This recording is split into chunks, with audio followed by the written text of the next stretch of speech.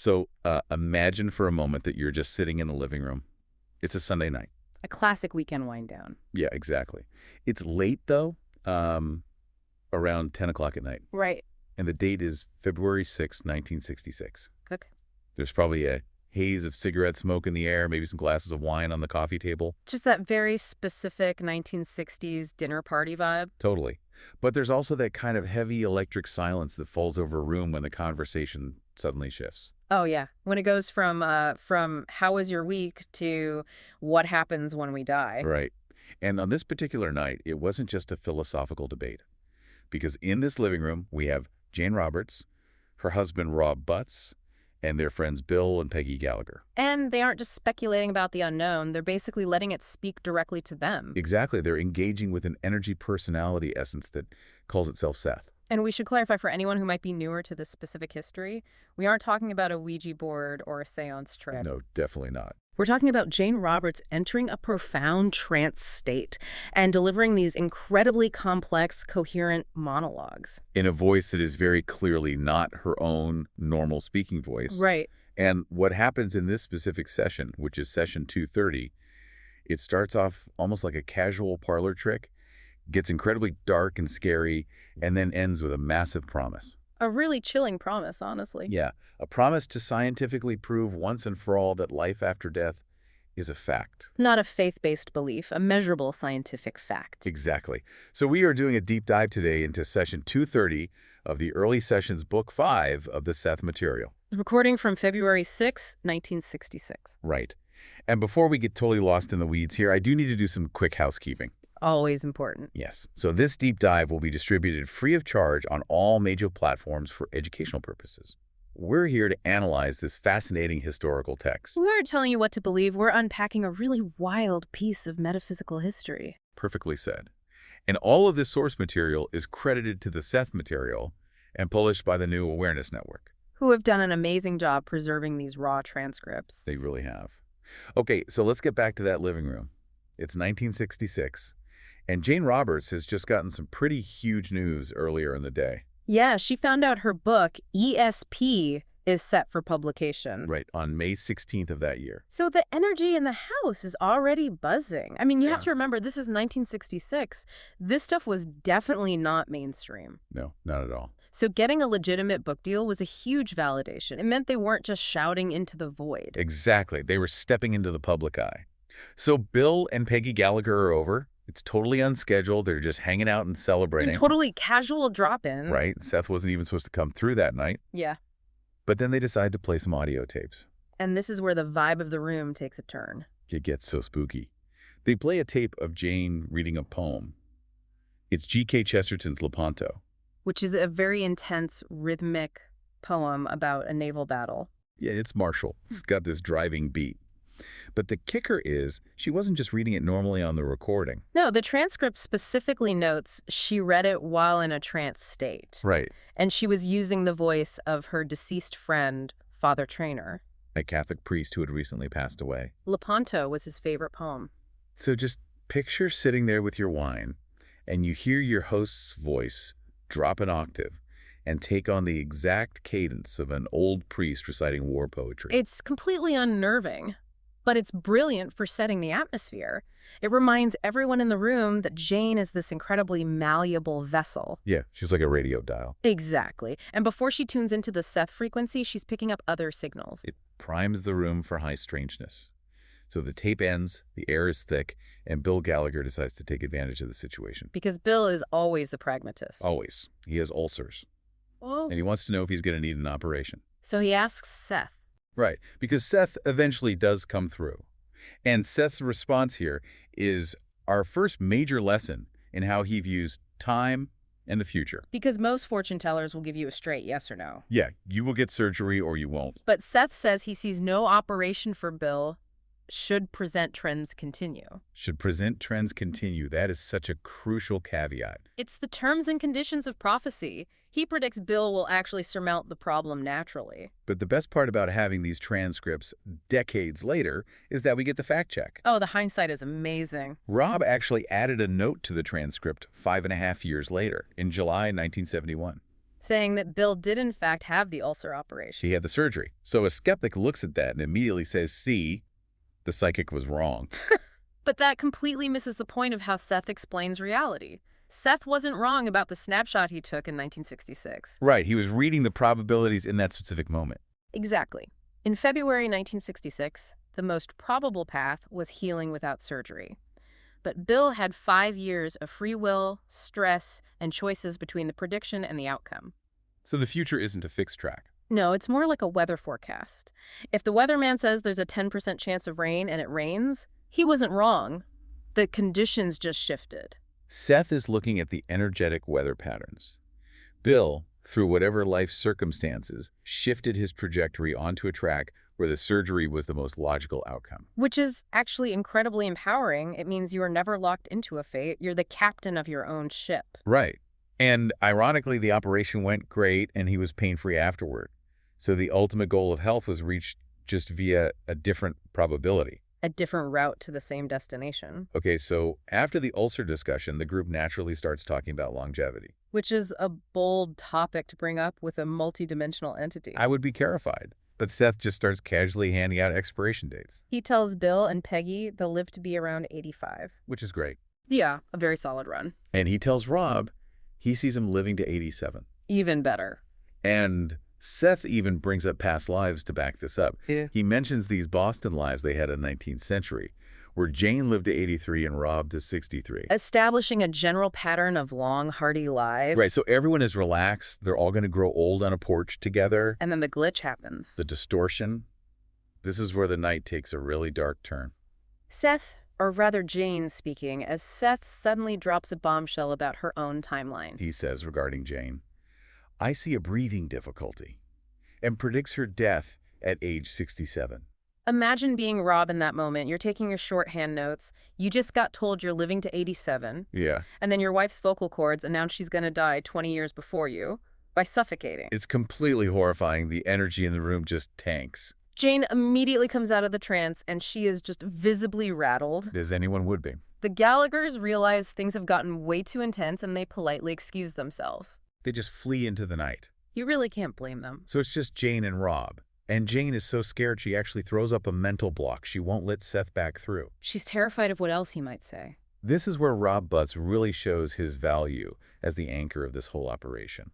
He doesn't panic. He stays completely grounded and analytical. He actually tells her to smoke a cigarette, which is incredibly dark humor given the breathing difficulty prediction, and just tries to calm her down. Rob uses his knowledge of the material. He points out that in past sessions, specifically sessions 105, 149, and 217, Seth promised Jane a very long life. Right. Seth doesn't usually contradict himself like that. Exactly. Rob suspects this sudden 67 number is a distortion. A distortion. Let's really dig into that concept. Because it's foundational to understanding channeled material. Jane isn't a passive telephone wire. She's a human being with a subconscious mind, an ego, and her own hidden fears. So the signal from Seth has to pass through her biology and psychology. Right. And sometimes, if there's enough internal static, the signal gets hacked. Like a radio station picking up interference from a stronger local frequency. Exactly. So about 15 minutes after the Gallaghers leave, Jane finally relaxes enough to open the channel again. Seth comes back through and immediately confirms Rob was right. The age 67 and the breathing difficulty were a massive distortion. But the mechanics of why that distortion happened are just fascinating. It's like a psychological detective story. Where did the number 67 come from? Seth traces it back to the calendar. Right. The session is happening in early February. Jane's grandfather, who essentially raised her, died in March. So the anniversary of his death is right around the corner. The body keeps the score. Her subconscious is feeling that approaching anniversary, even if her conscious mind is distracted by the ESP book news. And how did her grandfather die? Tuberculosis. Tuberculosis. A breathing difficulty. And how old was he when he passed? 67. Exactly 67. It's unbelievable. Jane didn't consciously have that number floating in her head. She hadn't done the math lately, but her subconscious archive had the exact data. So Seth is sending a signal about her timeline. That signal hits the subconscious anxiety about her grandfather's upcoming death anniversary. The wires cross. And out comes this distorted, terrifying prediction that is actually just a projection of her unresolved grief. It's a textbook example of ego blocking. Fear literally rewrites the incoming intuition. And they actually double-checked this right to make sure Seth wasn't just backpedaling to make her feel better. Oh yeah, they were rigorous. Rob and Jane pulled out the old family record book that dated back to the mid-1800s. And they verified it. Grandfather died March 12, 1948, at exactly 67 years of age. Seth's diagnosis of the distortion was perfectly accurate. Which is such a massive lesson for anyone who works with intuition or psychic phenomena. Just because a voice in your head or a sudden feeling is really specific doesn't mean it's an objective truth. It could just be your own anxiety dressing up as a premonition. You have to constantly filter your insights. You have to ask, is this pure data or is this my fear talking? Seth actually drops a great quote here. He says, predictions will work out if no major drastic changes in personality and terrible behavior occur. Reinforcing the probabilities concept again. Right. If Jane had just accepted the distortion as fate, she might have subconsciously steered her health toward that outcome. By recognizing it as a fear-based glitch, she took her power back. Okay, so the air is finally cleared. The existential panic is over. Jane is assured she's going to live into her 80s like Rob. And this is where Seth pivots. Once the fear is out of the way, he drops the real prophecy of the evening. And it's huge. He zooms way out. He tells them they aren't just doing these sessions to write interesting books or figure out their own psychology. There's a grand mission at play. Seth states that Rob and Jane will be instrumental in offering conclusive evidence for the survival of personality after death. Conclusive evidence. Not a philosophy to believe in, proof. And Seth is very practical about how this is going to be achieved. Right. He says whichever one of them dies first, likely Rob, since he's older, will communicate with the survivor. But people claim to talk to their dead spouses all the time. Exactly. So how is this different? Seth makes a really sharp distinction. He says current psychic evidence really only convinces people who already want to believe it. The choir, essentially. Right. But this new evidence they're going to produce will be so rigorously undeniable that it will convince the man in the street. The skeptics, the scientists. He says, and I'll quote this directly, experiments would be set up in advance of the death of either Jane or I that would furnish this convincing proof once one of us died. It's a post-mortem pact. They are literally sitting in their living room in 1966 planning a scientific heist on the afterlife. Smuggling data across the veil. It is so audacious, and Seth explains why this is so important. He claims this proof will, quote, change the behavior of every man on Earth. Let's just sit with that for a second. Changing the behavior of every person on the planet. What happens to society if the afterlife goes from a religious hope to a proven scientific reality? It changes everything. It changes the entire foundation of human behavior. Think about the justice system or crime. If you know with absolute certainty that your consciousness continues and you retain your memories and your accountability. Does it make hurting another person impossible to justify? Think about global conflicts, wars. If biological death isn't an ending, does killing an enemy even solve the problem? It completely reframes the value of human life. On one hand, it might remove the existential terror that drives so much greed and accumulation. If you know you're infinite, you don't need to hoard resources in a 70-year panic. Exactly. But on the flip side, if this physical life is just a temporary classroom, do people stop caring about the Earth? It's a massive paradigm shift. But Seth clearly views it as a necessary evolutionary step. Man has to learn to operate in the physical world with the conscious knowledge of the broader reality. It makes morality a matter of physics rather than a matter of faith. And it's just wild to think this massive sociological game plan is being outlined by a couple from upstate New York drinking wine on a Sunday. While their friends are probably speeding home terrified. Right. It really grounds these huge cosmic ideas in such a relatable human setting. There's actually one more really human detail from this session we need to cover. The healing aspect, yes. Because before the session even officially started, Bill Gallagher told Jane he thought she had real healing abilities. And Jane didn't really buy it. She saw herself as a writer, a poet. But during the session, Seth actually corroborates Bill's observation. He confirms Jane does have a profound capacity to heal. Which is such an incredible contrast. She has this powerful intrinsic ability to heal, and yet her subconscious was so gripped by fear, it projected a fatal breathing difficulty onto her own timeline. It really highlights the duality of the human condition. We are these incredibly powerful creators who are also absolutely terrified of our own shadows. The spiritual work isn't about becoming something else. It's about clearing the distortions so your natural abilities can actually function. Exactly. Getting your ego out of your own way. And Rob made a really astute observation about her physical state during all of this, didn't he? He did. He noted in the transcript that while the Gallaghers were in the room, Jane kept her eyes tightly closed the entire time. Which is pretty standard for a deep trance. But after they left and Seth returned to dissect the distortion and reveal this grand afterlife plan, her eyes occasionally opened. But her voice didn't change, right? No, her delivery remained completely normal. It wasn't theatrical. I find that detail so compelling. Haha. The most earth-shattering information they ever received. The plan to prove human immortality was delivered in the most understated conversational way.